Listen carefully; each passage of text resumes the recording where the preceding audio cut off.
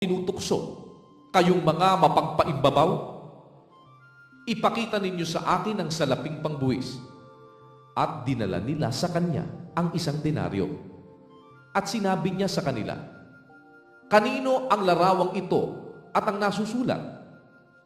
Sinabi nila sa kanya, kay Cesar. Nang magkagayoy, sinabi niya sa kanila, kaya't ibigay ninyo kay Cesar ang sa kay Cesar, at sa Diyos ang sa Diyos. At pagkarinig nila nito, ay nagsipanggilala sila, at siya'y iniwan at nagsiyaon. Nang araw na yaon ay nagsilapit sa kanya ang mga Saduseo na nangagsasabing walang pagkabuhay na mag-uli, at siya'y kanilang tinanong na sinasabi, Guro, sinabi ni Moises, kung mamatay na walang mga anak ang isang lalaki, ay mag-asawa ang kanyang kapatid na lalaki sa asawa niya at magkakaanak sa kanyang kapatid na lalaki. Nagkaroon nga sa amin ng 7 magkakapatid na lalaki at nag-asawa ang panganay at namatay. At sapagkat hindi siya nagkaanak, ay iniwan niya ang kanyang asawa sa kanyang kapatid na lalaki.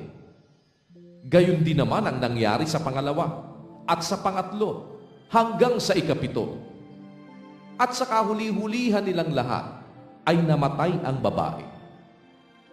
Sa pagkabuhay ngang mag-uli, sino kaya doon sa 7 ang magiging asawa? Sapagkat siya'y naging asawa nilang lahat. Ngunit sumagot si Jesus at sinabi sa kanila, nangagkakamali kayo sa hindi pagkaalam ng mga kasulatan, ni ng kapangyarihan man ng Diyos. Sapagkat sa pagkabuhay na mag-uli ay hindi na mga aasawa, ni mga papag-aasawahin pa, kundi gaya ng mga anghel sa langit. Datapwat tungkol sa pagkabuhay na mag-uli ng mga patay, hindi ba ganinyo nabasa ang sinalita sa inyo ng Diyos na nagsasabi, Ako ang Diyos ni Abraham, at ang Diyos ni Isaac, at ang Diyos ni Jacob? Ang Diyos ay hindi Diyos ng mga patay, kundi ng mga buhay. At nang marinig ito ng karamihan, ay nangagtaka sa kanyang aral. Datapwat nang marinig ng mga Fariseo na kanyang napatahimik ang mga Saduseo, ay nangagkatipon sila. At isa sa kanila na tagapagtanggol ng kautusan ay tinanong siya ng isang tanong upang siya'y tuksuhin. Guro, alin baga ang dakilang kautusan? At sinabi sa kanya, iibigin mo ang Panginoon mong Diyos ng buong puso mo, at ng buong kaluluwa mo, at ng buong pag-iisip mo. Ito ang dakila at pangunang utos. At ang pangalawang katulad ay ito, iibigin mo ang iyong kapwa na gaya ng iyong sarili. Sa dalawang utos na ito'y nauuwi ang buong kautusan at ang mga propeta. Habang nagkakatipon nga ang mga Fariseo, ay tinanong sila ni Jesus ng isang tanong na sinasabi, ano ang akala ninyo tungkol kay Kristo? Kanino bagang anak siya? Sinabi nila sa kanya, kay David. Sinabi niya sa kanila, kung gayoy bakit tinatawag siya ni David na Panginoon sa Espiritu na nagsasabi, sinabi ng Panginoon sa aking Panginoon, maupo ka sa aking kanan hanggang sa ilagay ko ang iyong mga kaaway sa ilalim ng iyong mga paa.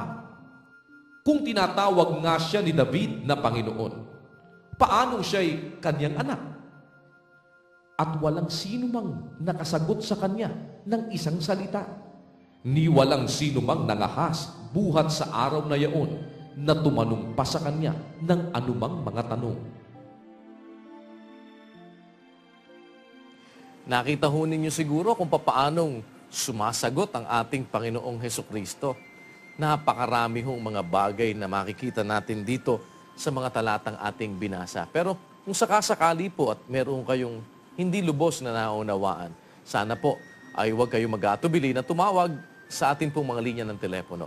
Antabayanan niyo po ang paghahayag ng mga katwiran ni Brother Eli Soriano At sa mga ibig magtanong, tumawag lamang po kayo, lalo na doon sa mga hindi nyo pa lubos na naliliwanagan sa mga talatang ating binabasa. Kaya po, naanyayahan namin kayo ang palatuntunang Ang Dating Daan. Ang palatuntunang Itanong Mo Kay Soriano sa pangunguna po ni Brother Eli Soriano ay laging nakahanda naman na maglingkod sa inyo para sa inyong mga katanungan. At hanggang bukas, sana ho'y huwag kayong mawawala.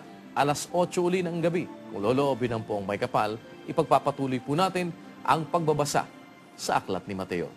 Huwag niyong kalilimutan at laging nating tatandaan. Mapalad ang bumabasa.